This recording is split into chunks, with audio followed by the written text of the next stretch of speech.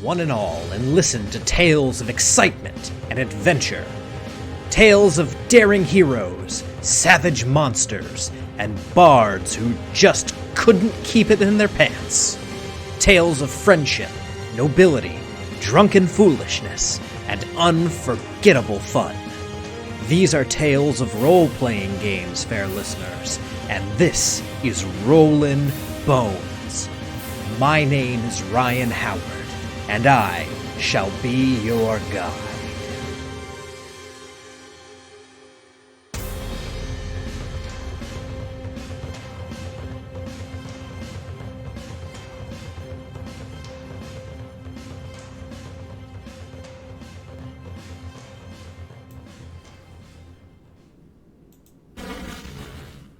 Good evening, Boneheads, and welcome to Rollin' Bones with Ryan Howard, your source for the best in RPG interviews. I am your host and king of the Boneheads, Ryan Howard, and joining me this evening we have the creators of the awesome sci-fi 5th edition expansion exploration Spaceships and Starwyrms from HopePunk Press. Ladies and gentlemen, give it up for Ben and Audrey. Welcome to Rollin' Bones.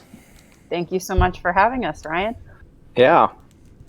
Gotcha, no problem at all. I've been looking forward to this ever since I did the review on the channel, and even since my good friend Kyle Smith told me to check this out as he was starting up a campaign of this. That's awesome. That's really exciting. Cool. We always love to hear about people playing and enjoying the game, so yeah. Gotcha. Well, we're going to start this thing off the same way we start everything else off on Rollin' Bones here. Firstly, though, welcome Ragnarok Rose. I believe this is your first time on Rollin' Bones, so welcome. It's always good to have new people in the chat. So yeah, we like to start these interviews with the same questions. So let's kick this off right at the beginning. How did you guys get into RPGs?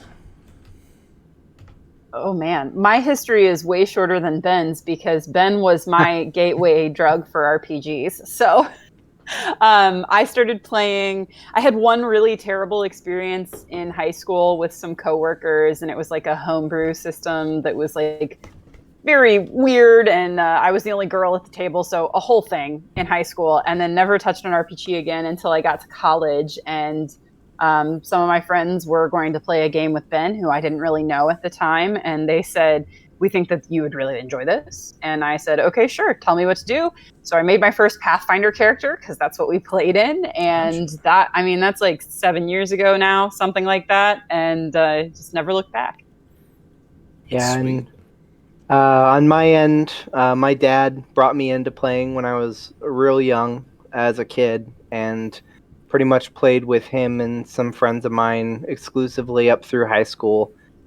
Took a little break at the beginning of college from it altogether until a group of people who I knew at varying degrees asked me to DM for them a game of Pathfinder because they all wanted to try out playing, and that kind of rocketed me back into playing again, and they've pretty much been my crew ever since.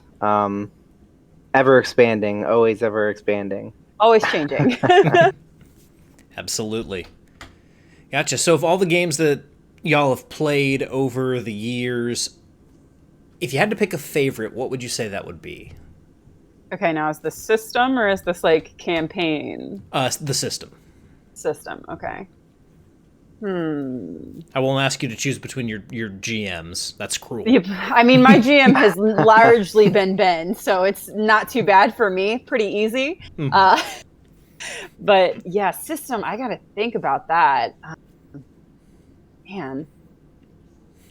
I will always appreciate Pathfinder for being the system that got me into gaming, but I absolutely can't choose that. I'm not a crunchy person at the table usually, so Pathfinder is a little too much for me.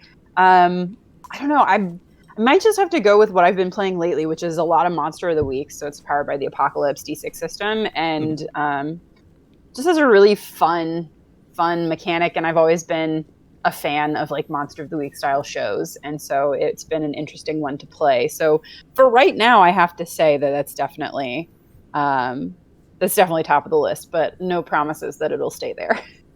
Cool. Yeah, for me, it really comes down to like from an aesthetic of system. I have been in love with Shadowrun's D6 system forever, even though I think the game is far more complex than it needs to be.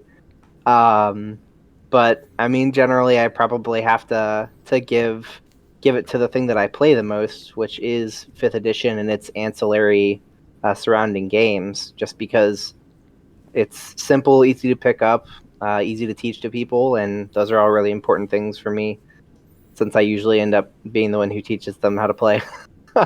I have to change my answer because I forgot we ran a very brief game, and I hope that we'll revisit this system, but we played through The Breach, which uses the Malifaux setting, and it uses a deck of cards instead of dice. Really, and I just really cool system.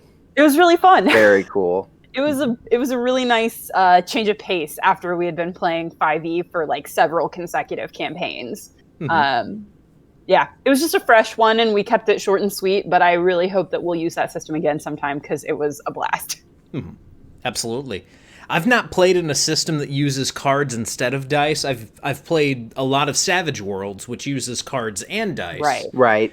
But that sounds interesting. I'd definitely be interested in. It was a neat mechanic. I liked it quite a lot. You should check it out. It uses basically its own custom. You can use a regular deck of cards, but it uses its own like custom suits, and the way that you play with a shared deck for everybody is just kind of neat. Yes. Gotcha. Class is built around milling the deck and stuff, so that's always fun. Absolutely. And before we go to the next question, we of course have to welcome Pamonix in chat. Pamonix is Kyle Smith, who actually got me into the game. Kyle, I'm glad you could make it this evening. Oh, hey, Kyle. Thanks for getting him into the game, Kyle. Yeah, for sure. And he is currently multitasking right now because I take it from the chat here that he's actually in the middle of a D&D session while having this on in the background. Look, you got to do what you got to do. Gotcha. Absolutely. Yes, absolutely, Kyle. It's a great system, and I'm glad that you shared it with me because it allows me to broaden my horizons like I've been loving doing in these past couple years as I've been doing this podcast, and discover some really great games. Awesome. Now, going back to those early games, and Ben, this might take you all the way back to childhood if you remember that first character you played. But if you guys can tell me either your first character or your first memorable character, please hold. I mean, I can tell you my first character very easily. Yeah. So my first character, I learned how to play in a game called Nebula, which my dad created, which basically was a branched off version of AD&D that he had made a bunch of adjustments to. And they were essentially a druid character named Ben Prehistoric, and they summoned and wild shaped into dinosaurs exclusively. I love that. That was my first character. Oh gosh. How old were you at the time? I was 8. Gotcha. Yep, that is from the mind of an 8-year-old. Yeah. Right? I love it. Yeah. Oh my gosh. My first, I'm going to go with memorable character because I only ever played one session of that weird homebrew thing that I mentioned. So my first character was when we started the Pathfinder game. Her name was Martha Stormshield. She was a half-orc sorcerer of the storm variety, if you couldn't tell. And man, it took me most of that campaign to learn how to actually play the sorcerer without any prompting or help from anyone else, but I sure loved Martha and everything that we did with her, so it was great. Absolutely. I found it difficult for newer players to pick up the casters, but once they get it's like if you can play this, you can play anything kind of situation. That's how I felt. It definitely set me up for success when we transitioned to 5e after that, because I was like, wow, every single class in this system is easier to grasp than the Pathfinder Sorcerer. Yeah. Every single one. Yeah, even the 5e Sorcerer, which is actually kind of the outlier. Yeah. Yeah, the 5e Sorcerer is one of the easier casters to get a handle on, but even like if you played a cleric or a wizard in 5e, if you'd mastered the Pathfinder Sorcerer, then yeah, you're golden. Oh yeah. Sorry if I'm fidgety. My cat's trying to scratch the back of my computer chair. It's all good. We'll probably have a couple of cats in and out of here if we... Oh, we already do have one. Yes. I will turn to profile so that everyone can see Nora grooming herself. Oh. We always have to show the cats. It's either... I've got two, Nora and Ronan. Oh. Cute. I have a dog, no cats. So she probably won't come in here while I'm doing this. But if she does, she'll make her presence known because she's about 40 pounds, but thinks she's a lap dog. So, yeah, that sounds about right. Yeah, Ragnarok Rose. This is the kind of content that we offer for free here on Rollin' Bones. We don't hide the kitty grooming behind the paywall on this show. It's not Patreon exclusive because we don't have one. I mean, that's half the battle, right? Yep. Absolutely. We'll get you hooked. Then we'll stick it behind the paywall. The first taste is free. Absolutely. So, and this might be more of a question for Ben, because Audrey, I don't know if you've been duct taped to the chair that sits behind the GM screen yet, but... Only once or twice. Gotcha. So you're not stuck in the perpetual GM role, but No. so I guess this is more of a question for Ben. Do you have any forever NPCs that have kind of traveled from game to game? I mean, yes, because a number of the campaigns that I ran, starting with their Pathfinder game in college, were all set on the same planet. The same world, essentially. So there was a collection of them which were kind of playing the role of like a Gandalf sort of character a lot of times, because they were immortal and they were wizards and such. Well, But you know who you have to talk about, Ben? You have to talk about the god of pools. All right. So So one of my dad's creations was these magical pools where you basically bathe in the pool and you get a magical blessing, right? Mm-hmm. And in his game, he always had this god of pools. So it's one of the things I carried over when I started running Pathfinder. I would just made up these magical pools and went from there, right? Mm-hmm. And early on in the first one, I was explaining who places these mysterious magic pools everywhere for adventurers to find as this god of pools, and he ended up being just like the most chill surfer dude, undying guy on a surfboard who just kind of, if he ever shows up, you hear in the background that da da da da da da da da da da da da da 60 speech rack. Yeah. Oh man. Have you seen the movie? There's a few. Have you seen the movie Earth Girls Are Easy? I have, yeah. Yeah. That's immediately what came to mind as the pool boy. Yeah, pretty much. That seems pretty accurate, yeah. Oh, don't step on the keyboard, sweetie. Don't step on the keyboard. Always a struggle. Yeah, Ragnarok Rose, you're getting your money's worth here tonight with the cats popping up. So, how would you guys describe your playstyles, both as players and as GMs?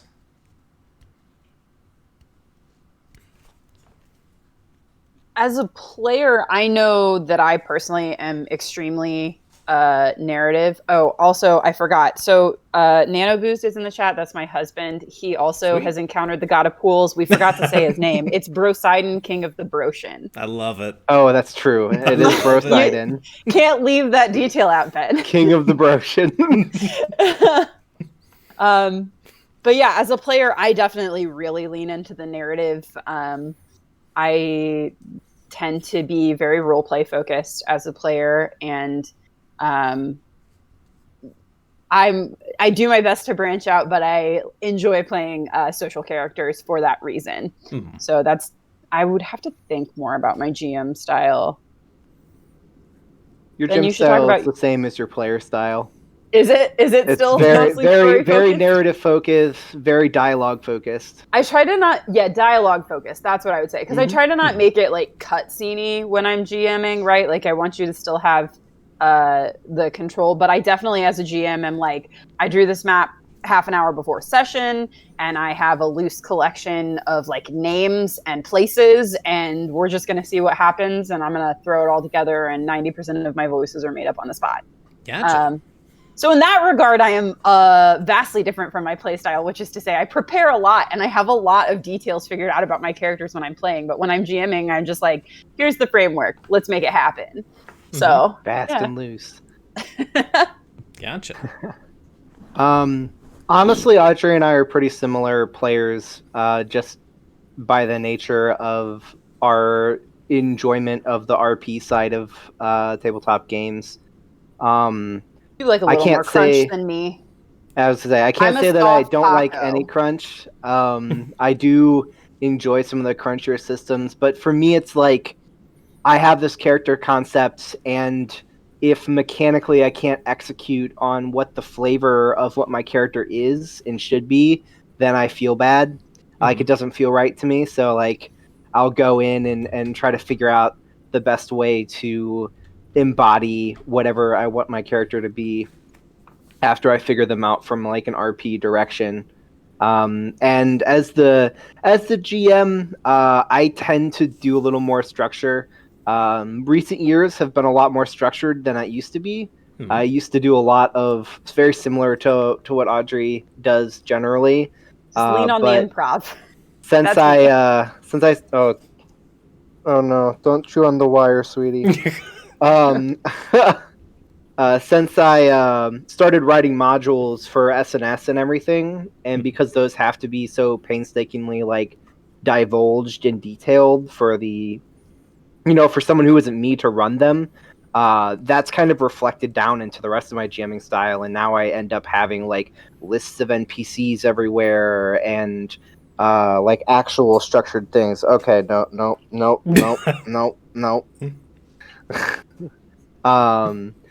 And so I would say definitely a lot more structure nowadays than what it used to be. Mm-hmm. Gotcha. Now, this next question can be a little bit difficult for people because, people who try to do this thing professionally and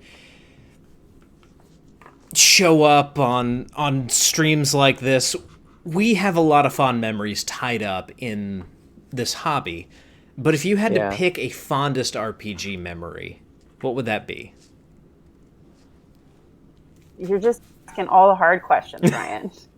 Making this hard for me. I actually have one that really sings home for me, and it's because so when I jumped into college and basically lost most of the contact with my high school friends that I had played, tabletop with, and was further away from my dad, so I didn't really play with him at the time either.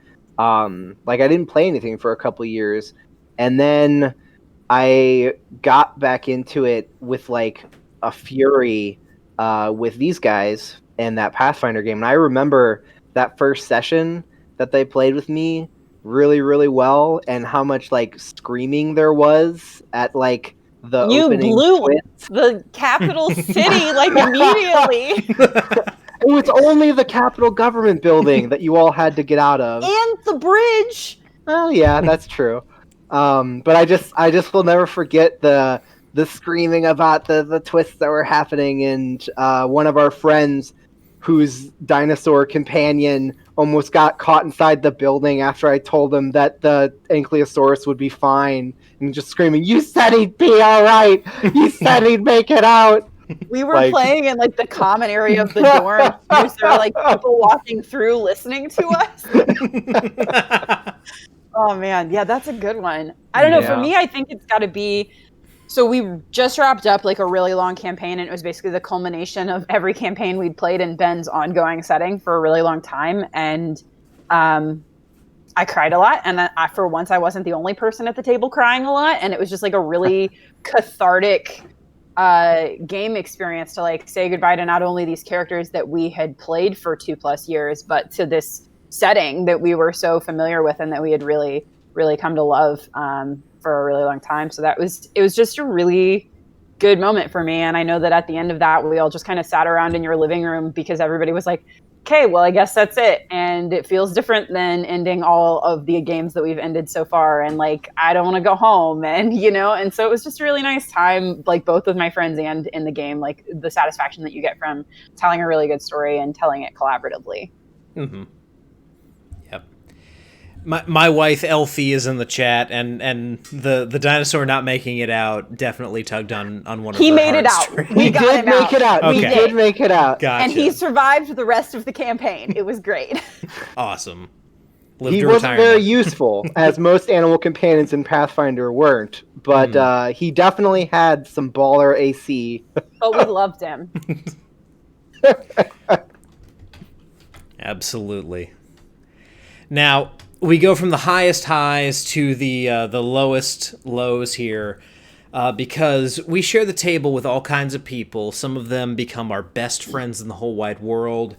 Some of them we just don't click with. So, if you guys have a that guy story that you're comfortable sharing on the air, I would love to hear it.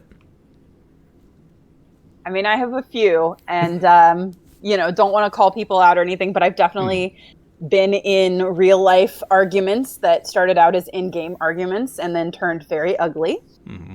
And so that's been not amazing. And it's not like you can hold any one person culpable when that happens, but it definitely is a negative experience because, as you said, Ryan, like we enjoy this hobby and it's so much tied up with like personal feelings and emotions and stuff that's something that's really hazardous. And then I unfortunately also have some of those, I'm a woman who plays games, and sometimes that's uncomfortable with certain groups of people.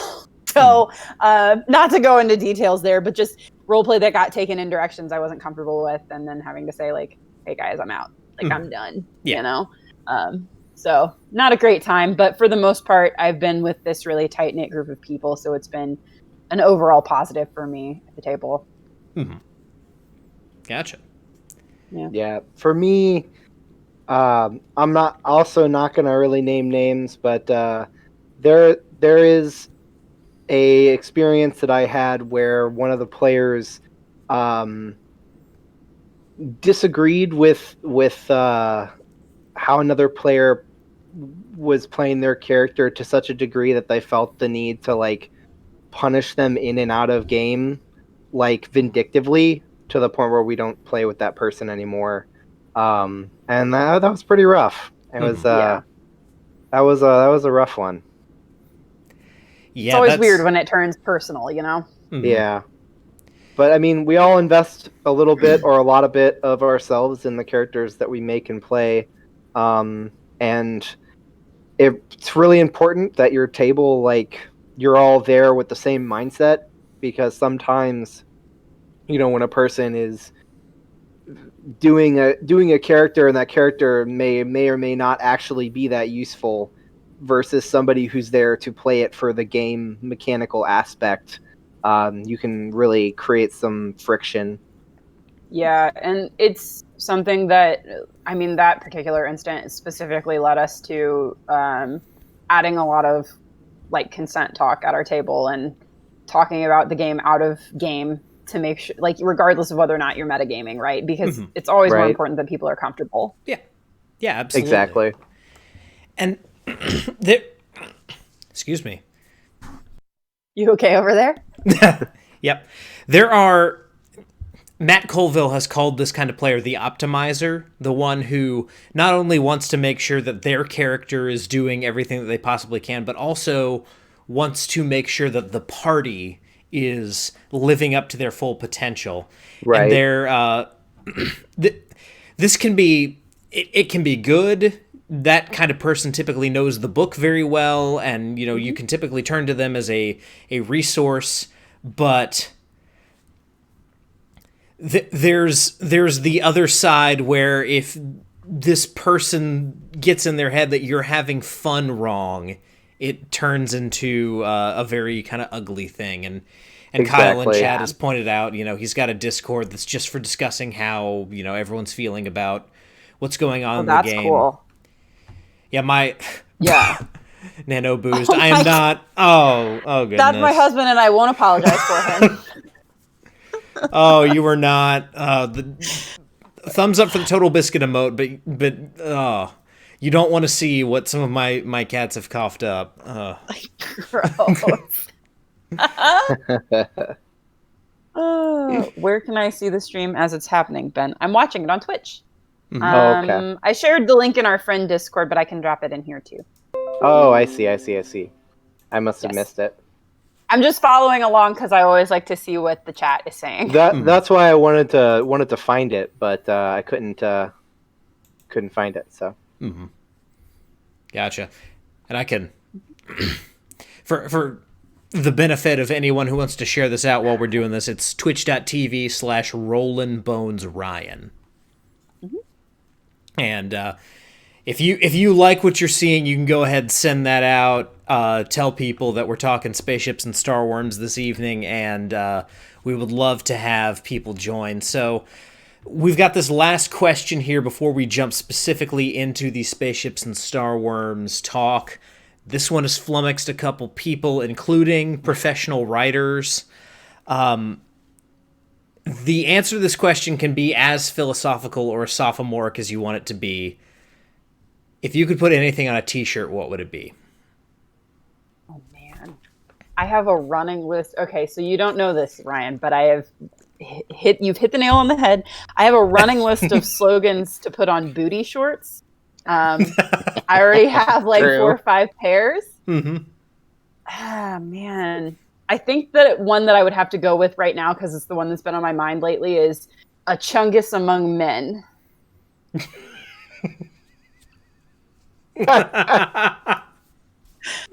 Look, at the end of the day, I'm a simple person, and what I've been looking for all my life is a shirt that has at least one picture of every species of shark in the world.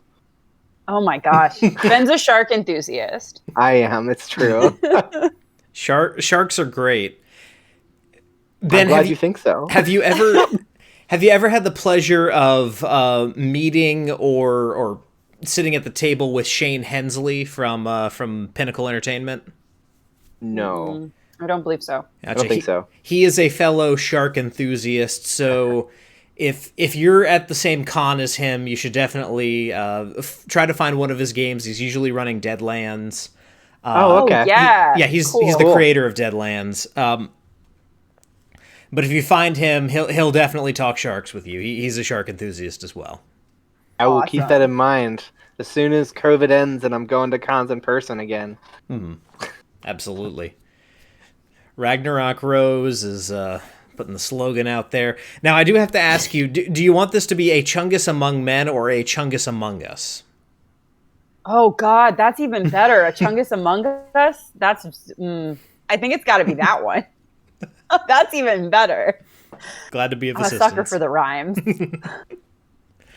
Look, I don't think it gets better than your shorts that say Goblin Hour on them, and I have a pair of shorts that say Goblin Hour, and then I have one that says Space Junk, and then the ones that I'm wearing right now say I'm Baby. So I have quite a few in a running list, so we'll see. I'll tweet at you when I make some that says a Chungus Among Us. Gotcha. It's gonna happen, almost certainly. Now, if we can combine these two into a a homunculus of great power or great evil, if we could somehow put every species of shark on a pair of booty shorts. Yes. I mean, I would wear them. My mind immediately went to making like a kirigumi, like a full sleeper onesie with all the shorts, but on the butt it says "A Chungus Among Us." Nice. Oh, thank you. We have a follower. Oh, nice. Nice Doc Holiday up in there for my followers. So, now that we're through these introductory questions, let's get down to business to defeat the Huns and talk about Spaceships and Starwyrms. Hopefully the reflection is not blinding you people, because my light is right next to the camera. Very here. shiny. Absolutely. This book, for anyone who did not see my review of it, I'll just hold up the spine here. This thing's gigantic. This is really a comprehensive package, and I just want to begin by asking, obviously sci-fi RPGs are a lot of fun and really cool. There's a lot of great ones out there. 5th edition is also great, as Ben already alluded to, easy to teach people, pretty ubiquitous in RPGs. What was it about 5th edition that you guys thought would make for a good sci-fi RPG experience? The two things I think that come to mind for me, and correct me if I'm wrong on this, Ben, are one, this started out as a project for our home table, and we play 5th edition. It's a hugely popular system, so it seemed like the easiest thing to start with because it was not having to teach something new to our group, really, just kind of adding on what everyone already knew. And two, I already forgot the second thing that I was going to say. That's not helpful. Well, I'm sorry. So for me, like, it did start as our home thing. So the fact that we were already playing 5th edition meant that that's what I was, we were thinking of when we jumped into sci-fi land. But when we decided to launch it, like, from something that was just going to be for us to something that would be for other people, the two big things for us, and correct me if I'm wrong, Audrey, was that 5th edition is simple and easy to learn, and because sci-fi games naturally tend to be more complex, starting from a place of simplicity and trying to follow 5th edition's design style meant that we hoped we could build a more accessible, easier to learn sci-fi gaming system than, say, something like Starfinder, for example, which builds off of, the ideas of Pathfinder and can be very complex and crunchy. Or it has some really neat stuff in it now that I've finally been able to read it. Exactly. And so it's the same kind of thing. Like 5th edition D&D is great for learning a fantasy system because of how easy it is to learn and pick up and play. And the goal was to do the same thing with sci-fi. And then the other half of it was because 5th edition has such a huge market presence, and the OGL is out there for use, it made for a really good jumping ground to make the sci-fi game from it. Yeah, that makes a lot of sense. And even in something that's system agnostic, say if you were to put this in Savage Worlds, there's already plenty of sci-fi Savage World settings. Same for GURPS, same for pretty much any, but 5th edition, I've noticed, does not have a lot of non-fantasy support, shall we say. So I do think you guys kind of... That was kind of the third secret reason, was that we saw a hole and we wanted to fill it. What is it, See a Need, Fill a Need, Audrey? Yes, from Robots, 2005. Yeah, absolutely. Yep. Big weld. I'm right there with you. Oh, man, Audrey! Oh, no, there's two of them! Ryan, I think that we might be platonic soulmates because my friends are tired of hearing me talk about Robots 2005. Well, remember, viewers of Rollin' Bones, whether a bot is made of new parts, old parts, or spare parts, you can shine no matter what you're made of. I love this. This is perfect. This is the best interview we've ever done. Name's Fender. Used to be Bumper, but we had to change it when we came to the country. When we moved into the country, yes. Yes. Oh, this gosh. is perfect. The quoting, it is so a great much. movie. I know this town like the back of my hand. Hey, that's new. We're about to be served legal papers for quoting the rest entire of the movie. stream is just me and Ryan reenacting the entire movie. Absolutely. And DreamWorks, I don't know if the offer has been made, but I'm sure, there's a couple dollars to be made from licensing robots for a tabletop role-playing game. Hey, come on, guys, get on that. I'm hearing ideas. Look, Audrey, you can write your own robots module. And appropriately enough, Audrey, the triangle has been completed because Kyle also loves robots, as I'm just now finding out. So. Oh, yes. Oh, Kyle. See, okay, so he said that film got him into dominoes. So I grew up doing dominoes with my grandpa. So when that movie came out, it was just like the realization of all my childhood experiences. If anyone has not seen 2005's Robots, it is an all-star cast. It's a pretty good kids movie. I love it. Yeah. It's a lot of fun. It uses some great songs in the soundtrack. Just absolutely gorgeous and very heartfelt message. So. Mm-hmm. And Mel Brooks.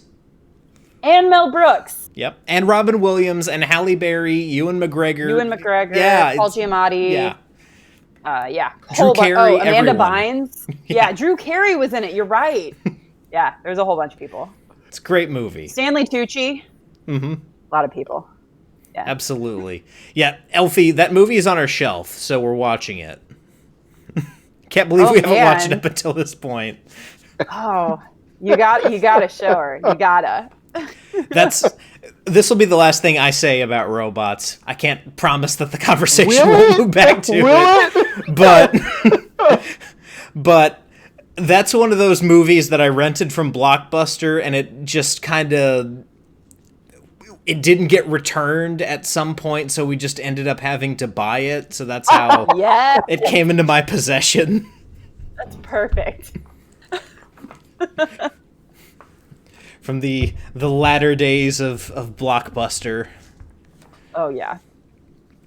But, so, when it comes to this game, not only have you guys, in my opinion, created a good sci-fi system here, you've also really added some things that I feel like are missing from base 5th edition. And we'll start with my favorite edition that you guys have made here that could be ported into just a base 5th edition game.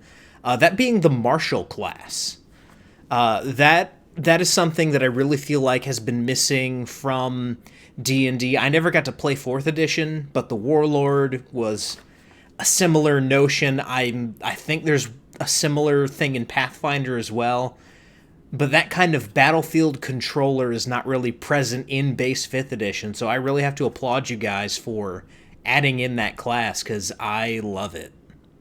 Well, thank you. That's all Ben, and it was totally inspired. You and me both, my friend. I played 4th edition just for a little bit and found it to be too grindy in the combat, but I fell in love with the Warlock whenever I did play it. The Warlord. The Warlord. I know what you meant. You all know what I meant. I'm crazy. But just the very idea of it, and the Battlemaster Fighter just didn't quite do it for me. So when it came to making new classes and stuff, I just had all these ideas about how to build that class I loved into 5th edition. So it's always good to hear that people enjoy it. Yeah, and that one actually started as just homebrew for 5th edition at our table. Yeah, we just played it as regular. Yeah, and once we got in deeper with the sci-fi system, the Marshal was like the first thing to get moved over. So right, yeah. A lot of the classes in there started as just regular 5th edition homebrew that we were using at our personal table for a while. So like the Marshal, the Oracle. Same, all of it except for the Scientist, I think. Yeah, and the Roboticist to a lesser degree, but it was the Summoner. Yeah, we ported the Summoner over from Pathfinder into 5th edition, and then that became the Roboticist when we made S&S. So. Yeah, it was like the same base concept. But yeah, the Scion we were doing as the Occultist Harry Dresden in 5e, that kind of thing, where you're a caster with implements. And yeah. A+ for referencing another thing that I absolutely love, that being the Dresden Files. Now Ben that got one me I can into talk 'em. about all day long. I wish it were in here. It's actually sitting on my bookshelf out there. I'd grab it, but I cosplayed as Harry Dresden one time and got to meet Jim Butcher at Dragon Con. Oh, that's so cool. And so so cool. He signed my book that I had there, but he also signed the blasting rod that I had. So hold on. I'll be right back. I almost wore this shirt today. Oh yeah. This is good. Yeah, Ben got me into the Dresden Files, and it is an inescapable prison that I'm happy to be in. Yep, absolutely. I've gotten my wife to fall down that rabbit hole. I'm currently still reading Peace Talks. Yes. Yep. Oh, there it is.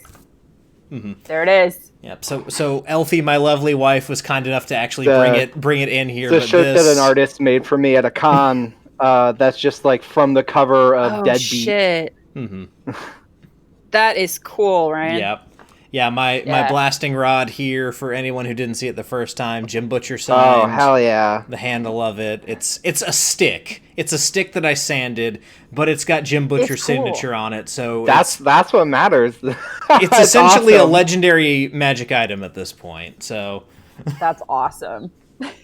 Now, have you guys played the Dresden RPG? The inspiration of the Scion came from that, which then eventually came shifted into psionics and stuff, because we knew we wanted to have some mental boogity. So gotcha. And before we step off that tangent, have you guys actually played like the Evil Hat Dresden RPG? I've read it but not played it. Gotcha. Same. I haven't got to actually play it yet. I don't own it. I haven't read it. I need to get it because I'm surprised I haven't gotten it up to this point. I definitely recommend reading it. It seems like it would be really fun. So yeah, for sure. Hit me up. Especially if you like mysteries and that kind of RP, especially. Absolutely. And yes, Nano Boozed, it is a good stick. It's the best stick. Gotcha. So the other thing that you guys have added here, because no sci-fi game is complete without some kind of ship combat, but the ship combat system that you guys have here, again, I feel like if you were playing something like Saltmarsh and you had a pirate ship or something like that, you could easily use that in base 5th to run an actual ship. But the way that it's set up for spaceships here is great as well, and I'm glad that you guys thought to include that, because it's not something that's in base 5th. It's something that's completely essential to the setting, and it would be easy to go, that's pretty hard, or I don't know how to make this work with this rule set. Let's gloss over it. And so I'm glad that you guys put that time in and came up with a good ship combat system here. It went through 4 or 5 iterations, I think, before we landed on what's in the book. Because our first one was so complex, and I was just like, this does not work with 5e. Like, it's completely against the spirit of what we're trying to do. Yeah, it didn't feel like 5e at all. Tech system. So yeah, where we landed, I feel pretty comfortable with, and I'm glad that you like it, and I'm glad that you mentioned the compatibility with 5e, because everything we wrote was meant to be backwards compatible with 5e. And obviously you might be modifying for tech or lack thereof. But all of the rules should just meld in with what's already there. And then one other thing to mention, this might not go backwards to Fantasy 5e, but with the kind of modern rules that are out there for D&D 5e and the stuff that you added here with cyberware, you've made it one step easier to create a 5e cyberpunk system. So I have to give props there too. Well, it's funny you mentioned that.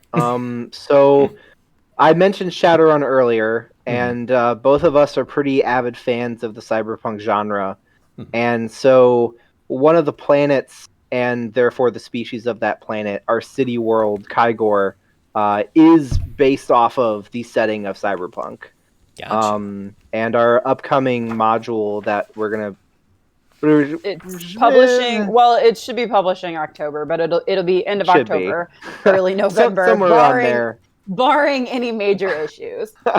But is set on Kygor, and it's supposed to evoke a very like noir cyberpunk feel to it. Cool. Yeah. Cool. I'm definitely there for that. Now you guys have mentioned that a lot of this came out of your homebrew world, and there's a lot of space in this hefty tome devoted to the Nakora galaxy. Is that your kind of homebrew world that you've then brought into the system and modified a little bit to make it something that would go in a book like this? Is that where that kind of was born out of? We actually kind of accidentally made an entirely new setting when we were writing about the species for the game. So That's what that is. It's no relation to our existing homebrew. Gotcha. Yeah. In fact, the planet that I was running my home games on isn't even in the Nakora galaxy at all.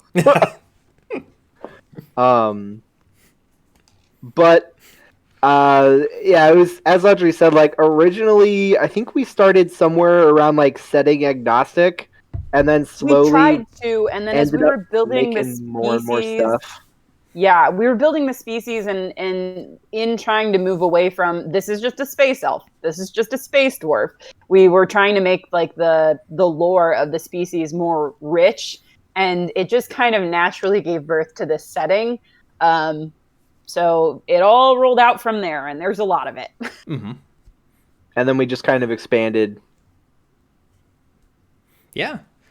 Yeah, and that's, again, a thing that I have to give thumbs up to, because with something like this, a major genre expansion to an established system, D&D has Forgotten Realms and several other settings. There are people out there who are going to be able to run a game, but maybe not necessarily want to come up with their own world. So giving people a playground to play in, other than just saying, this is a space elf, this is a space dwarf, it really is a good use of space here, and it's a great addition. Really makes this worth the money that you pay for it. Getting a setting and a rule set and GM information all in the same package with a bestiary in the back and equipment as well. It's again, I really have to applaud you guys for including that, because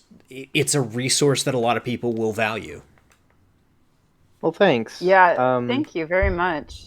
The other thing for me is that, sorry, Ben, we're probably about to say the same thing. We knew we wanted to write adventures for this system, and it's a lot easier to write adventures when there is a setting to write them in, because adventures are inherently more difficult to write setting agnostic. So that was the other part of it, was wanting to give ourselves the room to grow the system as necessary. I don't know if that's what you were going to say, Ben, but that was the other thing that came to mind for me. No, I was going to say that we ended up including a lot of things in the book that we wanted to put in there, because the ideal for us was you almost didn't need any other book to run the game. Even though it uses the OGL for 5th edition. So, like, which is a free document you can download, right? We didn't want you to feel like, I have to buy the regular 5th edition player's guide because they didn't include, a combat section that was robust enough. Now I have to look through this other thing. Or, I have to buy the Dungeon Master guide for 5th edition. Like, we just didn't want someone to feel like they had to buy anything except for our book and then use the SRD free PDF, Right. And that was one of our main goals with the initial core source book. Yeah, to make it as complete as possible. And I think the only thing that we didn't include was, so we have archetypes for some of the base 5e classes, such as Bard, Fighter, Sorcerer, etc. And I think we didn't include the initial write-up of like their progression charts and base class abilities. So that's what you would need to look online for or need to have another book for. But but in retrospect, I wish that we had included them. But we tried to make it as complete as possible. It was just already such a long book, It was like, at what point is it too long? Yep, absolutely. Now, this is not to say that you guys don't already have some expansions out, because as Kyle, your best salesman in the world in chat is saying, there is, in addition to this core book, an expansion that you guys have put out, Natural Environments. Could you explain to people out there what is included in this book and what it adds to the setting in the world that we have here? So the Galactic Primer on Natural Environments adds 2 more augmented classes, which are our take on bringing a druid and a ranger into space. And then it also has some more equipment and expansion on some archetypes. But the biggest thing about the book is it primarily acts as our monster manual. The majority of the book is just space monsters. It's over 100 monsters. Yeah. Nice. So. Nice. Yeah. So that's the primary thing that it does for you. We've got some other stuff that we're working on as well. And we'll probably continue writing adventures for this for a long time. But in terms of like game content, the one that we're working on that will be released in 2021 is called the Galactic Primer on Urban Sprawls. So that's going to be your equipment and magic item guide primarily, with some new archetypes as always, because that's a fun time. But we just wanted to, there's a lot of ideas and we want to give as much material as we can out there. So you can play with just the core book. Everything you need is in there. But if you want more monsters without having to port over your own D&D monsters or make up your own stuff, you can pick up the Galactic Primer on Natural Environments, because we have more plants in that book than in all of D&D combined. I'm pretty sure. Plant monsters, because I love them. For plant monsters. Yeah, but the nice thing about being so backwards compatible, though, is like if you do already have a 5th edition monster manual, or I think it was Volo's Guide and such, like all of those things, they port over with minimal revision. Yeah, and like the stuff from Kobold Press, their monster books, like those things poured over pretty easily as well. And so that was the goal. It's just compatibility, right? Anything that says it's compatible with 5e, you should be able to integrate. Yep. Yeah, one thing, my personal headcanon for D&D, because they aren't really explained where they come from, I like to think that aberrations are aliens. Oh, neat. Especially kind of the Mind Flayer and Githyanki varieties, because they have ships.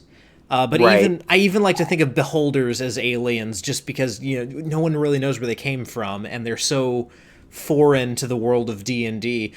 So I would definitely, if I were running a Spaceships and Starwyrms campaign, and this is probably spoilers for anyone who I will subject this to at some point, there may very well be an urban sprawl that is controlled by a beholder crime syndicate.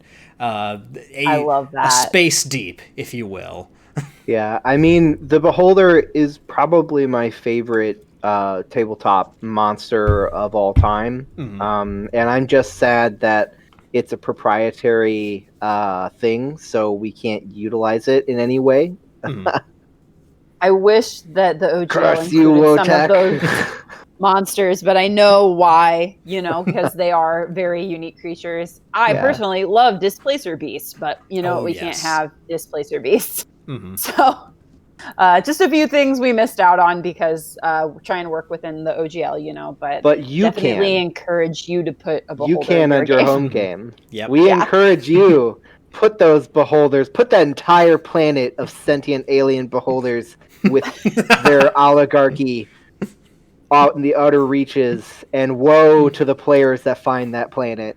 Oh yeah. Yep. I love that. Kyle he's already steepling his fingers in evil glee as he thinks about subjecting the crew to to the Beholder Crime Syndicate, and then Nano boozed in chat, "I'll make them an I-beam they can't refuse." That's my Beholder voice. That's my go-to. I love Beholders. Solid choice. Oh man. So, you guys have already alluded to what's coming next. Obviously, kind of exploring the urban sprawl aspect of sci-fi and expanding that. Beyond that, what are your kind of hopes and dreams, not only for Spaceships and Starwyrms, but for other game products moving forward? As we mentioned, we have a module that's coming out before the end of the year. It's called Kygor Noir Ghost in the Machine.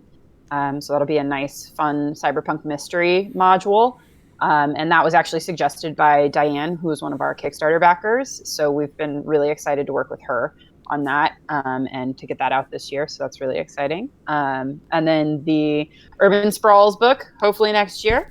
I mean, definitely next year. It's just when. Right. It's just when. And then other than that, we've got another module from a Kickstarter backer that we'll be working on, and probably just one more expansion of content, depending. We'll see how we feel about it. But we always put out fun classes for like holidays or classes or species. Last year we did the Necroken at Halloween, which is like a zombie thing, and we just had an author publish with us The Witch, which is like our Halloween thing for this year. It's a class for 5e, and it's very cool. So that's something we're really excited about, and working with other small creators to publish their stuff. And then Ben mentioned we're putting out a universal LARP system, which is written by one of our co-writers and collaborators, Steve. So we're working on getting that out there. And then I don't know. We got lots of ideas. We got some ideas down the pipeline. Tossing around a from scratch new system with its own setting that wouldn't be beholden to any open gaming licenses or anything like that. Hard to say how far out that is, because that takes a lot more play testing than testing archetypes and stuff. But I will say that if you or your listeners are interested in being part of the playtest group for the Urban upcoming Sprawls products and such, we can give you the link to the playtesting Discord. You just sign an NDA, and we're currently doing wave 2 of the playtesting for Urban Sprawls. So if that's something that you enjoy doing, you get your name in the book under playtesters and get some early access fun. Absolutely. Yeah, I mean that sounds like a lot of fun. It's definitely something I would definitely want to. And of course, Kyle, pretty much as soon as this is over, I'm just gonna like text him the link, and he'll probably sign up tonight. I was gonna say I'm gonna pull the link right now while I'm just pull that up, Audrey, and drop it in our chat, Ryan, and you can just share it with your followers. So absolutely. And then yes, Nano Boozed. We have already floated the idea of Robots the TTRPG. We'll have to contact DreamWorks' So here's legal team. Here's the thing I will say about this, because I've been thinking about it since it was brought up. First thing is, we already have an idea about our April Fool's thing that we're putting out this year. Last year we did the Food Lock, which was like a food-themed warlock that has been rated like really seriously on DriveThruRPG, despite how much in the description we say this is a joke class. This is not for seriousness. This is just for fun. Yep. So it cracks me up. But you can check that out for free on our DriveThruRPG page. But we already have something for this year's April Fools. But there is a part of me that's like, I will be in contact with DreamWorks PR team to see if the copyright's up for grabs for that. But if it's not, I'm just going to make, how there's like those third party, really low budget animation companies. I'm just going to make a bunch of knockoff versions of all the characters from Robots 2005, change the names a little bit, and then make a tabletop game. Yep. well, no, you can't do Bender because Futurama. No, do no Bender. R-bots. So it couldn't be Fender, couldn't be Bumper, could be Spoiler maybe. Spoiler would be in the same vein of car parts. Blender. Blender, yes, that's very good. And instead of Rodney Copperbottom, I'm gonna just call him Robert Iron Tushy. Silver Top. We went two different directions, Ben. We did, absolutely. Small fusion instead of big weld. Oh my God! 2007's totally legally distinct automatons. It's tabletop RPG. Oh man! Instead of ratchet, you have socket wrench. Yes, yes.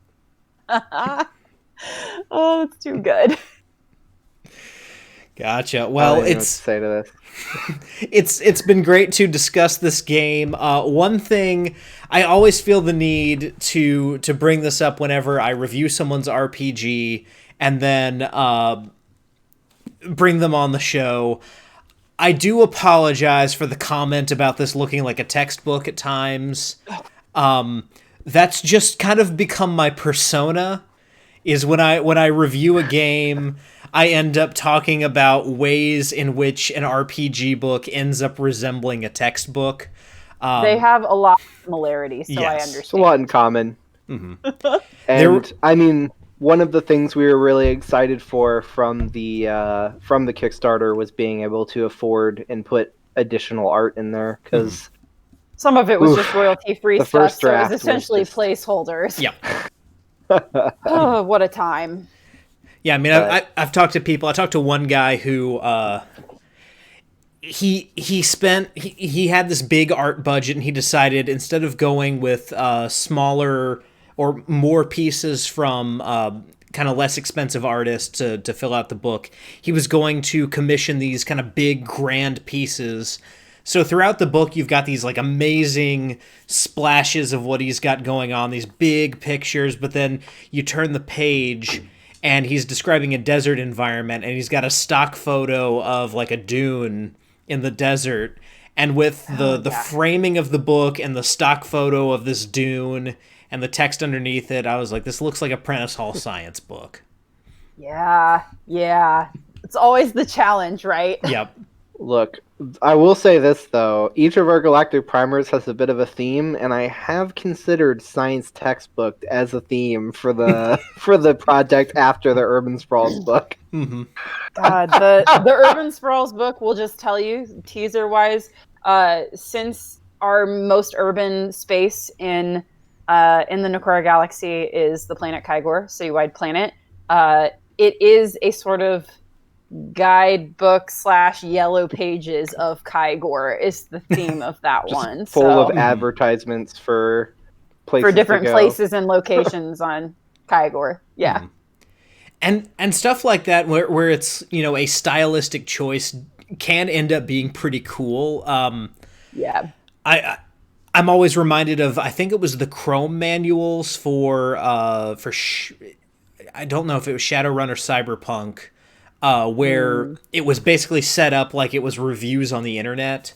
So there'd be the item and then there'd be reviews underneath it. Mm-hmm. Yes. Love that. Yeah, very, very choice. So yeah, stylistic stuff like that. If you're shooting for science textbook, I mean, that's an aesthetic that you could nail and really make work. Really but do we want to? I don't know. I mean, it's a book about planes and magic, so maybe not. Could work. Mm-hmm. Yep.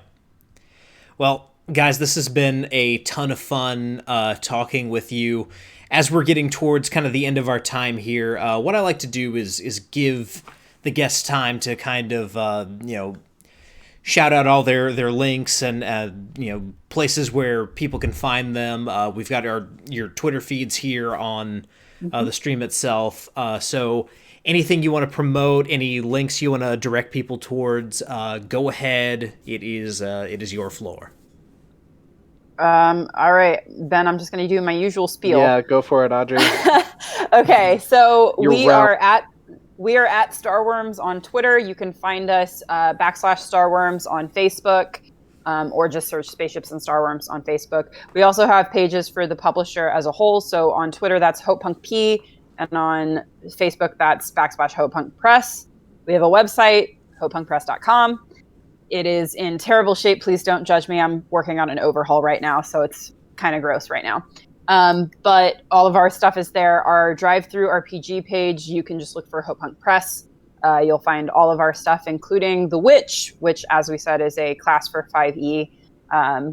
And it's a really cool class. It uses conduits and Vancian spellcasting, where you're preparing your spells directly into tattoos, and you get Witch's Familiar and Anthropomorphic Hut and Broom of Flying and all that stuff, all that fun stuff. So check that out for sure.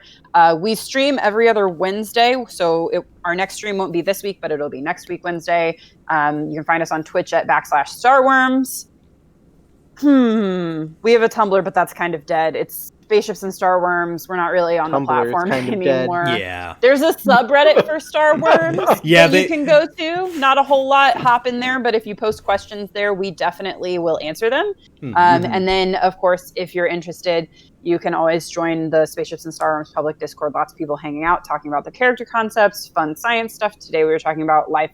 I say life. We were talking about potential signs of life found in Venus's atmosphere, which is very cool if you don't know about that. There's really high levels of phosphine, which previously was essentially astronomers and scientists were like, hey, if there's this amount of phosphine, that generally points to there being some form of organic life in the area. So that's a cool new development in space stuff, which I could talk about all day. Did I forget anything? I got Facebook, Twitter, Tumblr, Drive-Thru RPG, Twitch, Reddit, website. Is that all of it, Ben? Did I do it? Yeah, I think you pretty much ran through the whole gambit. This is my usual spiel on our Twitch stream that we do. We're playing a game that Ben's running in the Spaceships and Starwyrms setting on Castia Station. I do a very terrible Boston accent. My husband Aaron plays as a diva bard who will impersonate any living thing and maybe some dead things. Yeah, it's a great time. So everybody, if you want to hang out, please hit us up. Find us on social channels and join the Discord, hang out with us. And playtesting, of course. I sent you the Discord link, Ryan. So if you want to join that or invite any of your viewers to join that, please do. Yeah, I think you can share a shared link forward. Yeah, probably. You can. I changed the permission. Oh, good. Gotcha. And Nano Boost, thank you so much for the follow there. Another Doc Holiday up there in the top corner. Thank you for that. I say that because for anyone who is listening to this, because we do have quite a bit of a substantial audio-only listeners, that ding noise that you're hearing is accompanied by a picture of Doc Holliday tipping his hat, because I am a huge fan of Tombstone. So when I say Western. That's another Doc Holliday, that's yes. I love it. Absolutely. Yeah, Deadlands is like my 1A, 1B favorite movie. It switches places with Sin City every now and then. Okay. But yeah. All right. Okay. All right. I'm a sucker for a Western, especially a weird Western or space Western. So, very good. Yep. And yeah, that's... Oh, sorry. My husband made me watch Wild Wild West the other day. I had never seen it. She'd never seen it somehow. Very weird. Very weird. Still enjoyed it. Oh, yeah. Great theme song, though. Oh yeah. Yeah, the music video was A1. I still get that song stuck in my head every now and then. Oh, yeah. And whenever I hear that Stevie Wonder song, I'm just thinking, when I roll into the Wild Wild West. Yes. Yes.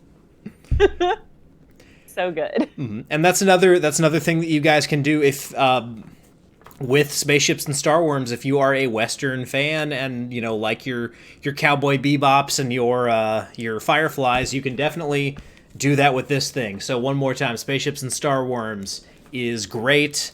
You should definitely pick it up. So guys, that is going to do it for tonight's edition of Rollin' Bones with Ryan Howard. If anyone missed out on our live stream tonight, This is going up on YouTube and podcatchers this Wednesday. Just to let you guys know, schedule-wise, what's coming up, we are not going to do Danishes and Dragons this Saturday because I will be out of town. I will actually be out of town through Monday evening, so we will not be doing Rollin' Bones again until the 28th. On Saturday, the 25th, we will be getting back to Danishes and Dragons. Spencer Campbell Slayers is available to backers now. I've got my PDF, so we'll be talking about that on the 25th. But I will be on vacation this weekend, so no Danishes and Dragons, no Rollin' Bones. I'll see you guys next on the 25th, and I'm looking forward to talking about Slayers by Spencer Campbell. So guys, until then, whether you rolled a 1 or a 20, I'm so glad that you rolled your bones with me, Ryan Howard. And remember, you can shine, you can shine, you can shine. I'll see you next time.